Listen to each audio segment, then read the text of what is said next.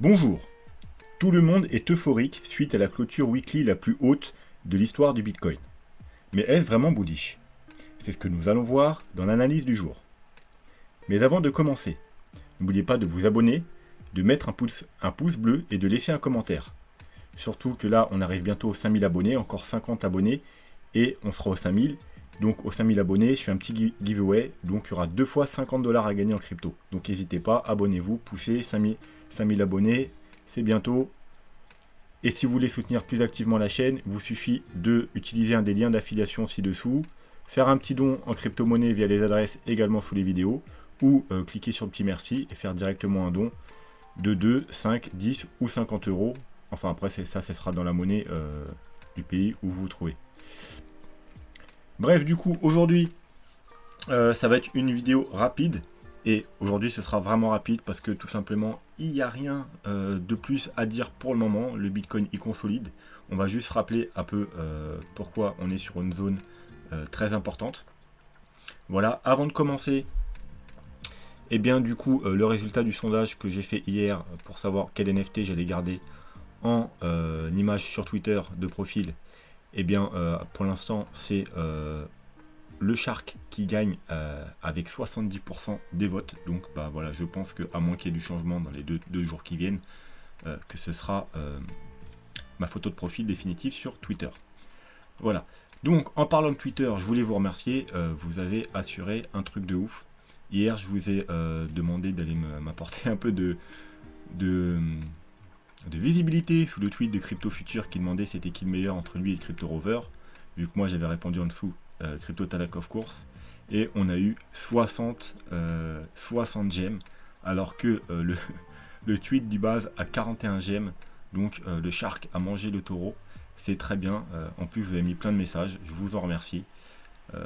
Voilà, donc bien joué, on est une toute petite communauté, mais voilà, une des meilleures je pense. Donc sur ce, on va se diriger vers la map, et la map est pratiquement entièrement rouge. Le Bitcoin consolide, le Bitcoin corrige légèrement, et bien les alts ils prennent un peu cher, surtout X et DYDX. Après on a quand même Doge et Shiba qui pump, ça c'est parce que Elon Musk il a fait un petit tweet avec un petit dessin et des petites fusées, donc voilà, fallait s'y attendre, mais rien d'extraordinaire. STX qui nous fait un beau 16%. Mais mis à part ça, c'est quand même plutôt rouge. Alors c'est pas non plus du rouge catastrophique, hein. La plupart c'est du entre 1 et 5%, donc rien d'inquiétant. Mais voilà, le marché est en attente de ce qui va se passer pour la suite. Le Crypto Fear, voilà, on est toujours, encore et toujours dans la zone qu'on déteste, la zone d'attente, donc en dessous les 80. Et bah, malheureusement, voilà, il faudra attendre encore peut-être les jours qui viennent avant d'avoir une résolution haussière, c'est-à-dire avant de passer au-dessus des 80. Si vous êtes tout nouveau sur la chaîne et vous ne comprenez pas pourquoi on veut passer au-dessus des 80, allez voir les vidéos précédentes et vous aurez vos réponses. Donc le dollar, et bien le dollar toujours dans cette petite correction, donc là c'est plutôt bon signe pour le Bitcoin, hein. Les indicateurs en daily, ils sont plutôt bearish comme vous pouvez voir. Et une confirmation bearish, alors c'est que du daily. Le 3 jours, ça commence à être bearish sur le stock. On n'a pas encore la confirmation du MACD, donc on aimerait bien qu'il passe également bearish sur le 3 jours. En weekly, malheureusement, il reste toujours bullish, hein, parce qu'on a quand même eu un beau mouvement haussier. Vous voyez, pour l'instant, en weekly, c'est que dalle, hein, c'est plutôt une consolidation en dessous, une grosse résistance. Mais nous, ce qu'on veut, c'est que ça consolide pour ensuite casser franchement vers le bas et non casser vers le haut, parce que là sinon ce serait très bearish pour le Bitcoin. Voilà, donc on se continuera à surveiller. Pour l'instant rien d'important, il continue à consolider en dessous de la grosse résistance du 0,382 de Fibo. Si malheureusement il devait casser le Fibo, il se dirigerait probablement vers la zone de rechargement de short, et là ce serait probablement la fin des haricots pour le Bitcoin. Voilà, s'il fait l'effet inverse, et bien là du coup on aurait droit à un beau gros pump du Bitcoin. Le Bitcoin, donc sur les petits time frames, on est en 1 heure. Donc on a une sorte de canal que j'ai réajusté depuis hier, hein, parce que quand ça évolue, il faut réajuster. Et ici, on a fait peur un peu à tout le monde en cassant cette trendline et en allant chercher le bas du canal, ou un bull flag, appelez ça comme vous voulez, et en même temps la trendline plus long terme qui est en Bordeaux, on va dire, alors qui comprend le point bas de fin septembre aux 40 000 $, le point ici, et du coup, ben là, on est revenu le chercher ici. Donc moi, j'ai pris un trade ici, pile au bottom, hein, vu qu'il y avait le croisement de ces deux, de ces double support. Donc aux 59 000 $, malheureusement, comme je l'ai pris, c'est sur KuCoin, et bien, comme par hasard, le site il a crash au moment où je prenais mon trade. Et après, ça me mettait. Alors, techniquement, je l'avais réussi à le prendre, mais ça me mettait système erreur, et ça pendant plus d'une demi-heure. Donc, après, j'ai lâché l'affaire. Et au final, je suis revenu une heure après et j'ai vu que mon trade était passé, mais 500 $ au-dessus. Donc, au lieu d'avoir une entrée à 59 000 $, j'ai une entrée à 59 400 $, je crois bien. De toute façon, je crois que j'avais partagé tout ça comme d'habitude sur Twitter, il me semble. Voilà, comme j'expliquais, j'ai voulu prendre un trade sur le bottom. Vous voyez, on était encore en bas, hein. Donc vous aviez encore le temps de faire vos achats, hein. Donc voilà, et ensuite voilà, j'ai publié le trade. Voilà. Donc au lieu d'avoir un prix d'entrée à 59 000, j'ai un prix d'entrée à 59 400. C'est pas grave, mais ça fait un peu chier quand même parce que ça me rappelle la belle vieille époque sur BitMEX, quand à chaque fois qu'on trouvait un bottom comme ça, eh bien le système il crachait et vous pouviez pas acheter le bottom et il revenait 10, 15, 20 minutes plus tard. Bien entendu, bah, le bottom était passé et vous aviez plus un point d'entrée intéressant. Donc là, bon, ça m'a quand même entré mon trade, donc c'est plutôt pas mal, mais avec 400 $ de différence quand même. Donc ce qui me permet pas d'avoir un stop super intéressant. Parce que en ayant pris le bottom, j'avais un stop quasiment gratuit. Là, si je veux garder un stop intéressant, ça veut dire sous la mèche la plus basse, eh bien, je suis quand même à 500 $, un peu plus du bottom. Bref, du coup, gros rebond. Tous ceux qui ont eu peur ici, qui sont sortis, ils ont dû re-rentrer, soit quand on a cassé la petite trendline ici, soit quand on a cassé du coup, eh bien, le bull flag, hein, comme je vous ai dit, théoriquement un bull flag, ça se casse, ça a plus de chances de casser à la hausse. Donc, on casse, on va rechercher quoi? Bah, un double top sur environ les 62-63 000.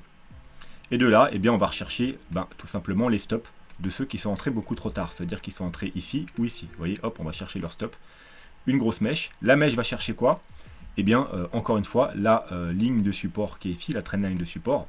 Donc, entrée également parfaite ici pour ceux qui avaient loupé le coche. Et du coup, eh bien, on remonte très rapidement, vu qu'on a sorti tous ceux qui sont rentrés tardivement ici. Eh bien on peut remonter plus haut.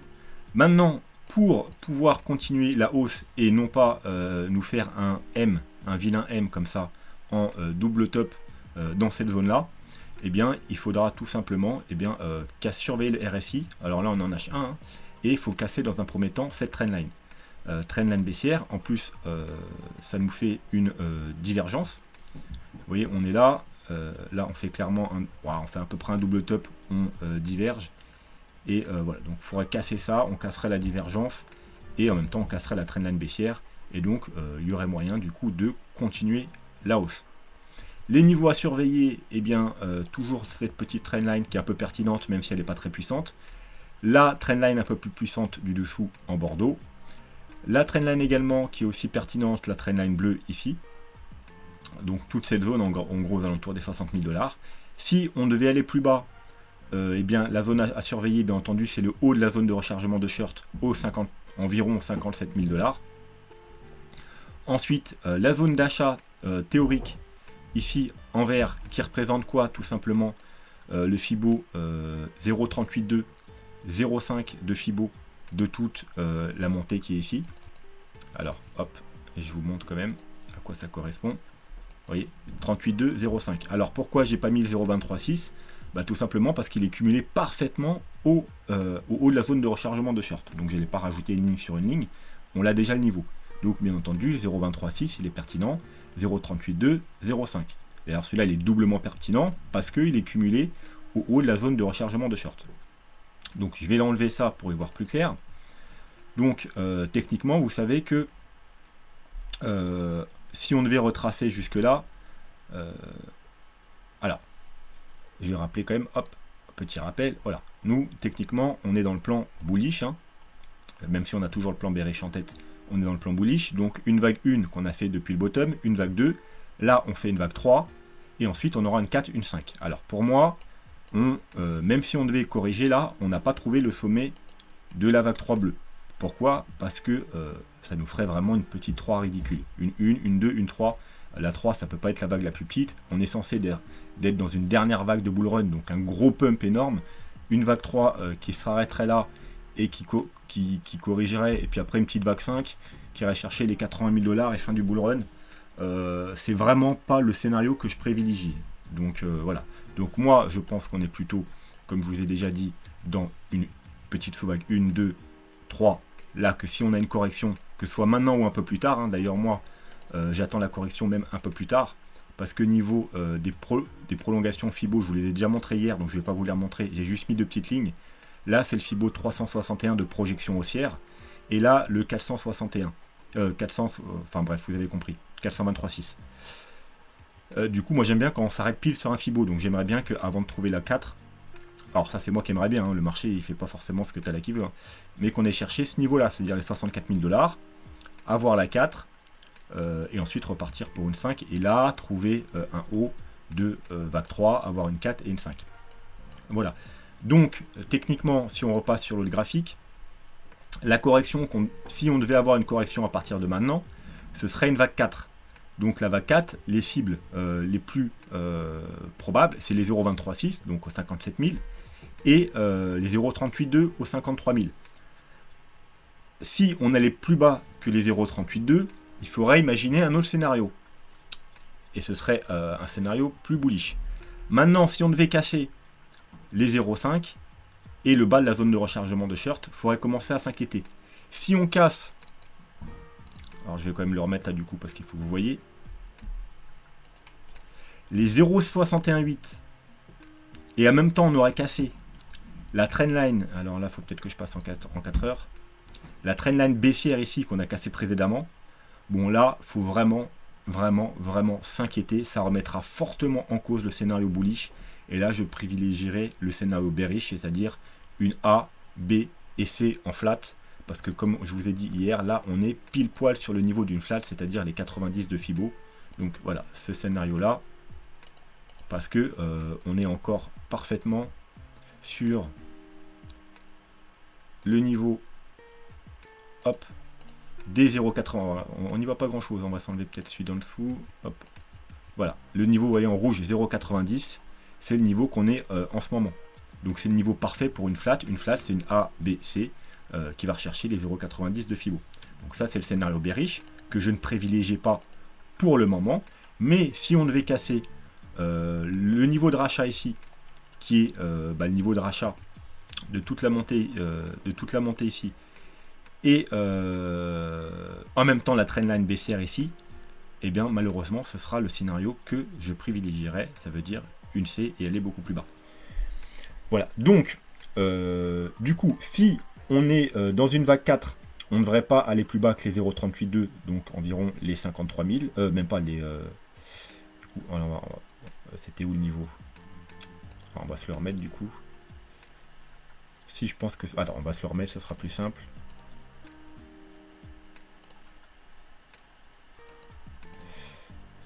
Donc, non, c'est pas bon, c'est pas la bonne... mince. Hop, c'est ici. Voilà, donc les 0,382 aux 54 000 $, on ne serait pas dans une 4, du coup. D'ailleurs, je vous ai dit, hein, c'est quasiment impossible qu'on soit dans une 4. C'est trop petit pour une vague 3 si on doit être en bull run. Donc, mais si vraiment on passe en dessous des 38,2, bon bah là c'est sûr, on n'est pas dans une 4. Donc, dans quel scénario on sera? Eh bien, soit dans le scénario bearish, mais ça, on va le mettre de côté tant qu'on n'a pas cassé ce niveau. Donc la deuxième hypothèse, on va revenir ici, c'est que, hop, on va s'enlever ça. Vous voyez, donc là c'est le scénario actuel. Si on devait descendre plus bas que cette zone-là, eh bien du coup, on serait dans un autre scénario, c'est-à-dire un scénario plus bullish.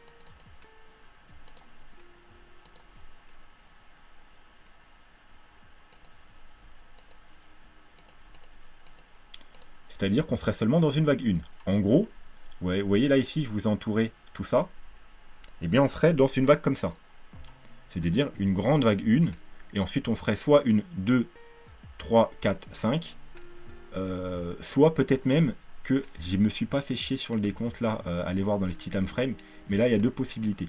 Soit on est sur une 1, 2, 3, 4, 5, soit on est sur une 1, 2, 3 ABC. Et vous allez me dire, mais si c'est bullish, on peut pas être dans une, on peut pas faire un mouvement en 3, on doit faire des mouvements en 5. Oui, sauf pour les ending diagonales. Et comme vous le savez, théoriquement, on est, alors là, elle est plus affichée, mais on est dans une 1, 2, 3, 4, 5. Donc on est dans une dernière vague d'une grosse impulsive. Donc qui dit dernière vague dit ending diagonale. Ending, ça veut dire fini, une diagonale qui finit le mouvement. Donc on pourrait être dans tout ce mouvement, ça pourrait être une ending diagonale. C'est-à-dire faire des mouvements 3. 1, 2, 3, on trouve un sommet. 1, 2, 3, on trouve un sommet. Et ensuite on aurait encore une 1, 2, 3. C'est ça une ending diagonale. Ça veut dire un mouvement en 5, mais au lieu que chaque sous-vague soit en 5, eh bien c'est en 3. C'est comme ça qu'est constituée une ending diagonale. C'est pareil que les leading diagonales qu'on trouve en début de tendance. Donc là, j'ai pas fait le décompte pour voir, peut-être mettre un RSI pour voir à quoi ça ressemble sur le RSI. Ça ressemble pas à grand chose. Ça ressemble pas à grand chose. Ouais, vraiment ça ressemble pas. C'est très difficile de voir si on fait un mouvement. Je dirais plutôt un mouvement en 3 mois. 1, 2, 3. Dur de voir un mouvement en 5.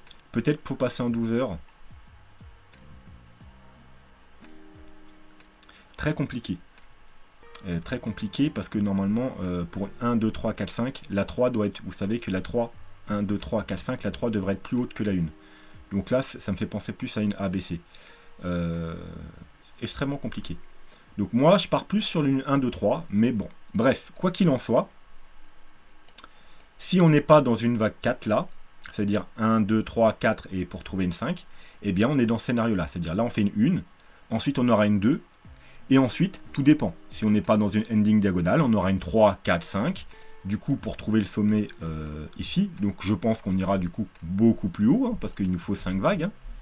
Voilà, donc du coup une 3 qui irait chercher ce niveau-là, une 4 et une 5 qui irait beaucoup plus haut. Hein. Voilà, par exemple ici. Donc vous voyez, c'est un scénario plus bullish.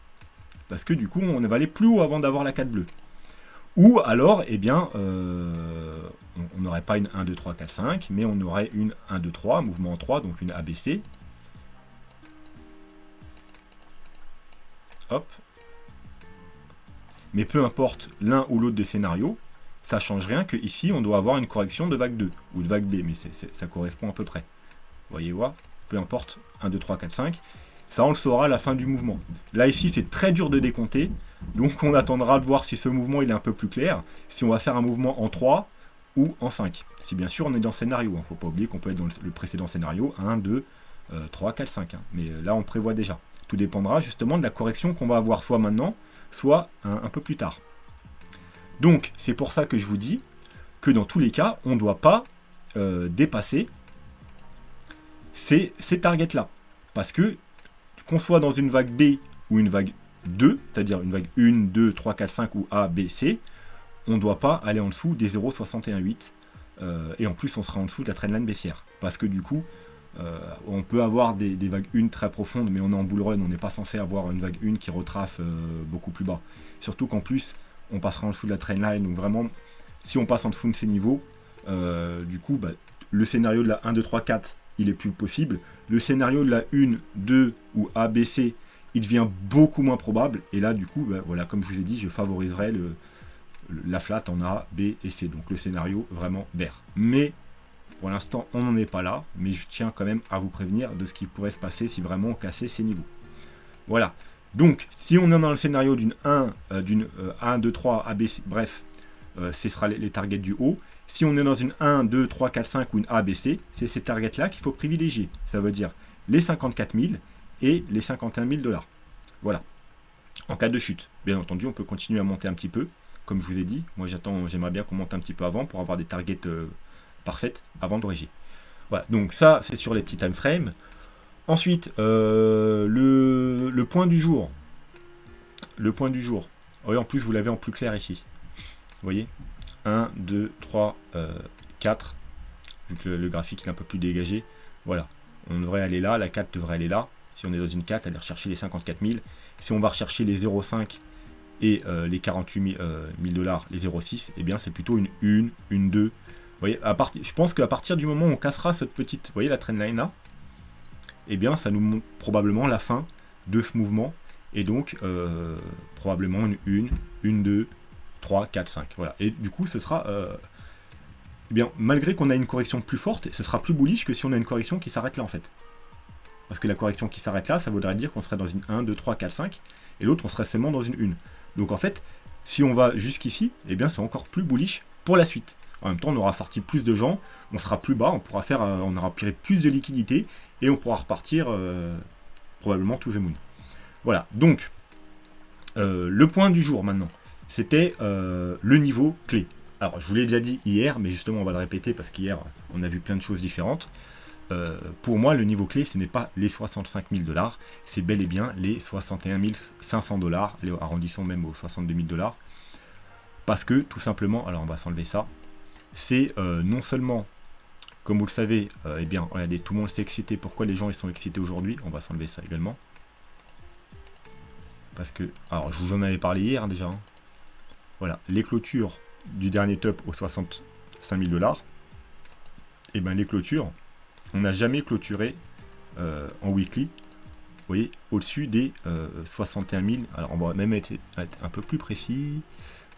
Ouais, si on est pas mal précis là. Voilà, pour être plus précis, c'est exactement là. Environ les 60 000 dollars. On n'a jamais clôturé. Même quand on a fait le top aux 65 000 dollars, au-dessus des 60 000 dollars en weekly, vous voyez, qu'une mèche, petite mèche, petite mèche. Et là, hier soir, on a clôturé au-dessus. Donc, oui, c'est bullish, ça, on peut pas le nier. Mais c'est pas quelque chose qui nous confirme un breakout malheureusement de ce niveau. Mais c'est déjà bullish, surtout si on a une bougie qui continue à être bullish par la suite. C'est malheureusement cette bougie-là qui va nous confirmer. Comme je vous ai dit, pour confirmer un breakout, il nous faut soit une cassure vraiment franche.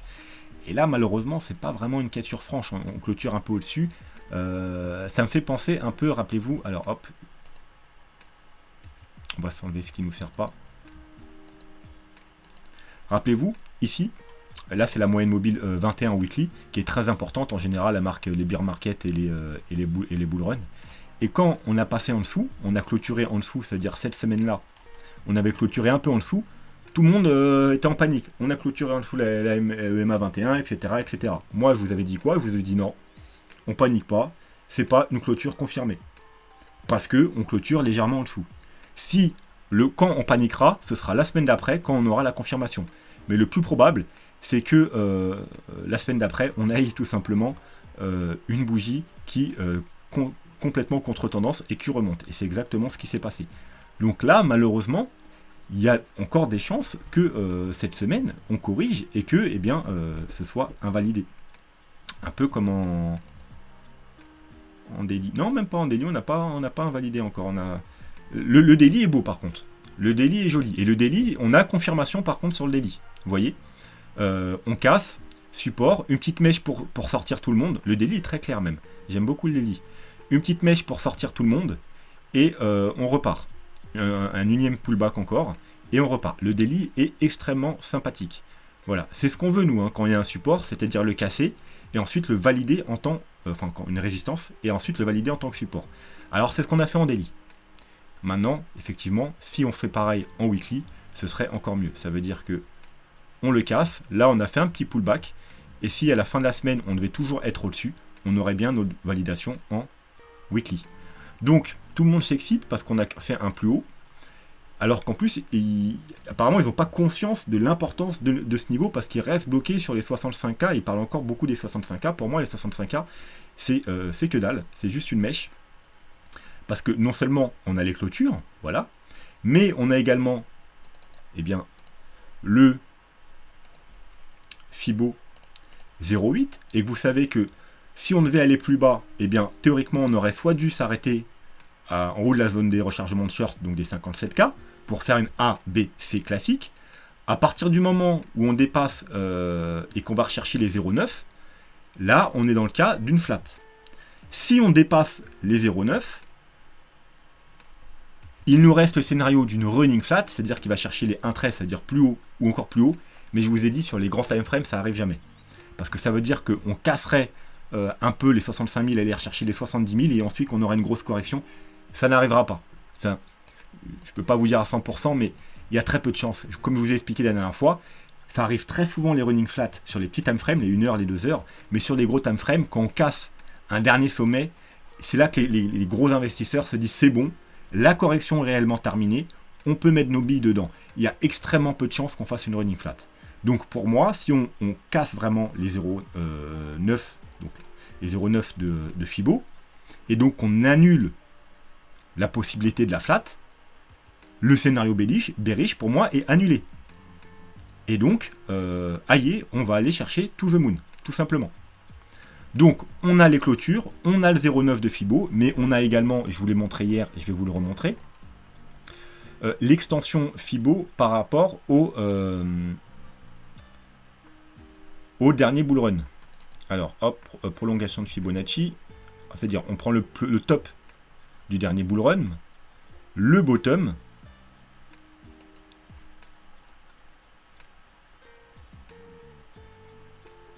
alors, non, c'est pas bon. On prend, excusez-moi, le bottom du dernier bull run, le top et le bottom.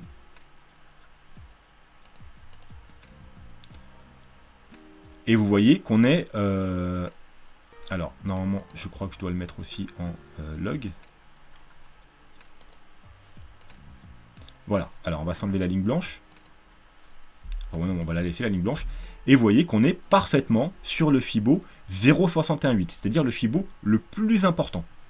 Et si on casse ce Fibo, eh bien, dans le bull run précédent, par exemple, on s'est dirigé tout droit vers le Fibo du dessus pour conclure le bull run.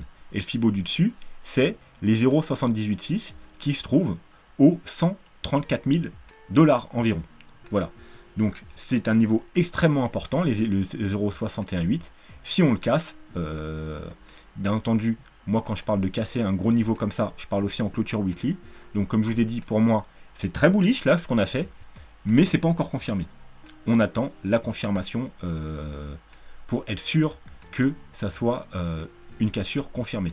Et là, bien entendu, on aura confirmé, on aura clôturé au-dessus des derniers plus hauts, au-dessus du 0,90 qui annule le scénario bearish, et en plus au-dessus du Fibo 0,618. Et là, franchement, on pourrait, on sera quasiment sûr d'aller to the moon si on maintient ce niveau. Et ce sera le niveau, bien entendu, à maintenir. Alors, il pourrait y avoir un fake out. Hein, cette semaine, par exemple, on pourrait chuter pour avoir une petite correction. Donc, dans ce cas-là, il faudrait qu'on maintienne les niveaux que je vous ai dit. Et ensuite, qu'on recasse à la hausse. Et une fois qu'on aura recassé à la hausse, ce sera sûrement le signal d'achat. Parce que si on fait un fake, je pense pas qu'il y aura deux fake out de suite. Donc ce sera extrêmement bullish. À partir du moment où on validera vraiment ce niveau comme support, ce sera bullish et il faudra s'attendre à aller beaucoup plus haut.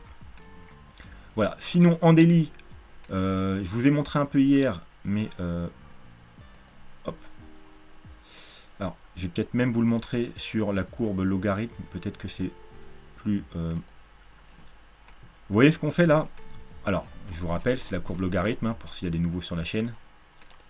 Donc les bottoms c'est sur le bas, les tops c'est sur le haut. Hop, je vous montre en weekly pour que vous ayez une vue. Voilà, vous voyez, les bottoms sur le bas, les tops sur le haut, et la médiane, en général, quand on la casse, eh bien c'est bon, c'est le signal qu'on va aller rechercher tout en haut. Bref, ça c'était pour ceux qui n'ont pas encore eu connaissance de ce canal. Donc regardez en daily, qu'est-ce qu'on fait? On casse, on consolide, et une belle bougie haussière. Et ensuite, point d'interrogation. La dernière fois qu'on a cassé ce niveau, on casse, on consolide une belle bougie haussière. Et ensuite, eh bien, on continue la hausse. La fois d'avant,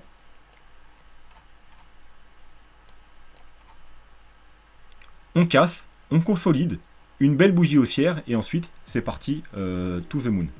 Donc, eh bien c'est plutôt bon signe en daily. Voilà, comme je vous ai dit, en daily, on a un graphique, il est extrêmement sympathique. Parce que voilà, là on casse, on est en train de confirmer, en daily c'est confirmé, hein, c'est déjà confirmé. Hein. C'était confirmé déjà ici, hein, quand on a décollé, on a fait un double pullback consolidation. La belle bougie, voilà. Donc théoriquement, on a un daily qui est extrêmement joli. Si on fait comme les fois précédentes, bah, faut s'attendre qu'on monte, qu'on monte, un peu to the moon. Voilà. Donc voilà, tout est bullish. Hein, maintenant, il reste à avoir les confirmations weekly, malheureusement.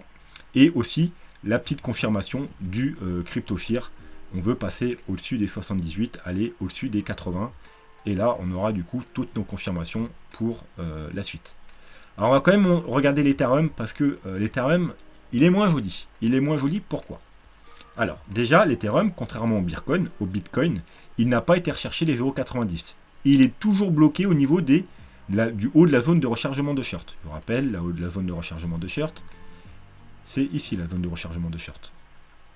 C'est-à-dire entre les 0,618 et les 0,786. On est toujours bloqué. Et on est même en train de faire un double top sur la zone de rechargement de short. Et je vous montre là, vous voyez, au moment où je parle, on est en dessous. Donc là, c'est un double top sur une zone de rechargement de short avec une double divergence baissière. Je vous montre, regarde, là on est là, on fait un plus haut. On est là, on fait un plus bas, divergence. Là, on fait un double top. Et là, on fait clairement un plus bas. Donc, double divergence baissière, double top, en zone de rechargement de short. C'est pas ce que je trouve de plus bullish. Alors, je vois tout le monde qui s'excite depuis hier. Mais à l'heure actuelle, à l'instant T, c'est pas du tout bullish. Ce sera bullish quand? Eh bien, quand on aura cassé franchement ce niveau et qu'on aura validé sur le RSI, ça veut dire casser cette trendline baissière et casser ce petit sommet là et annuler les divergences. Voilà, là, ce sera extrêmement bullish pour l'Ethereum, parce que du coup, on sera sorti du scénario d'une ABC classique. Alors bien entendu, comme sur le Bitcoin, il nous restera la flat, mais si l'Ethereum, je pense, il ne va pas partir tout seul, si l'Ethereum il casse ses niveaux au moment où il arrivera aux 0,90, le Bitcoin il sera déjà beaucoup plus haut. Donc ensuite l'Ethereum il va suivre. Si le Bitcoin il monte aux 80 000 $, l'Ethereum il va pas nous faire une flat aux 0,90. Donc voilà. Donc le scénario de la flat sur l'Ethereum il est très peu probable. Parce que si on arrive jusque là, c'est-à-dire aux 4200 $ environ, le Bitcoin il sera beaucoup plus haut. Donc je pense pas que l'Ethereum va partir tout seul à la baisse. Donc du coup, voilà. À l'heure actuelle, malheureusement, c'est pas bullish, c'est même, ça ressemble plutôt même à du bearish. Alors, rien n'est confirmé, hein. On est sur un potentiel double top, mais c'est pas confirmé.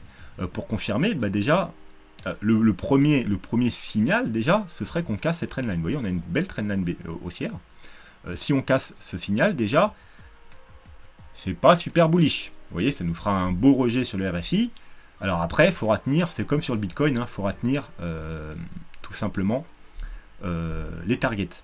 Donc les targets, alors je vais enlever celui-là pour vous mettre voilà, sur le Bitcoin. Vous voyez, ah oui, c'est même un peu plus clair sur le Bitcoin. Hein. Là, on a une 1, 2, 3. Ah, ou peut-être 3, 4, 5. Non, lui, on a peut-être une vague, on a peut-être en 5 vagues. 1, 2, 3, 4, 5. Ou si le bottom il est là, tout dépend si on prend le bottom là ou là. Si on prend le bottom là, on a une belle 1, 2, 3, 4, 5 avec une 3 plus haute et une 5 plus basse, vous voyez. Donc ça nous valide 5 vagues, une 2, et là on serait reparti dans une 1, 2, 3, 4, 5. Si on prend en considération le bottom ici, du coup on est dans une 1, 2, 3. Donc là on serait aussi dans une ending diagonale. Bref, on a une correction. Et là pour l'instant, qu'est-ce qu'on a on a soit une 1, 2, 3. Non, on fait un plus haut. Donc 1, 2, 3. Potentiellement en train de faire une 4. Voilà, si on commence à casser ici, on sera en train de faire une 4. Et ensuite on aura une 5. Ou alors, comme sur le Bitcoin, on est dans une grande 1. On aura une 2 et 3, 4, 5. Voilà. Donc les targets, si on est dans une 4, et encore une fois, comme sur le Bitcoin, si on est dans une 4, je pense pas qu'on soit tout de suite dans une 4. Ça me paraît un peu tôt. Mais voilà, si on est dans une vague 4, eh bien... alors c'est même la sous-vague 4. Et bien du coup les targets c'est les 0,382, donc les 3500 environ, voire si on a une très forte 4, les 3300. Si on commence à casser les 3300, on est probablement dans une 2, voilà, c'est-à-dire pour aller chercher les 3002. Si on casse les 3002, c'est à peu près comme les 48 000 sur le Bitcoin. C'est le moment où il faut vraiment s'inquiéter. Ce niveau-là, c'est vraiment le niveau à ne pas casser. En plus, vous voyez, c'est à peu près le gros niveau de support ici, support ici. Là, ici, on travaille, c'est vraiment important. Si on casse les 3002, voilà, ce sera un peu le bordel sur l'Ethereum, exactement comme si on casse les 48 000 sur le Bitcoin. Voilà, donc ce sera tout pour ce soir. J'espère que la vidéo ne dure pas longtemps, je sais pas, mais voilà, je vais aller jeter un œil. Hop. 36 minutes, voilà, ça passe. J'ai réussi mon pari, moins de 40 minutes. Bref, sur ce, je vous souhaite une bonne fin de soirée. N'oubliez pas de laisser des commentaires. Et sur ce, je vous dis à demain. Tchuss.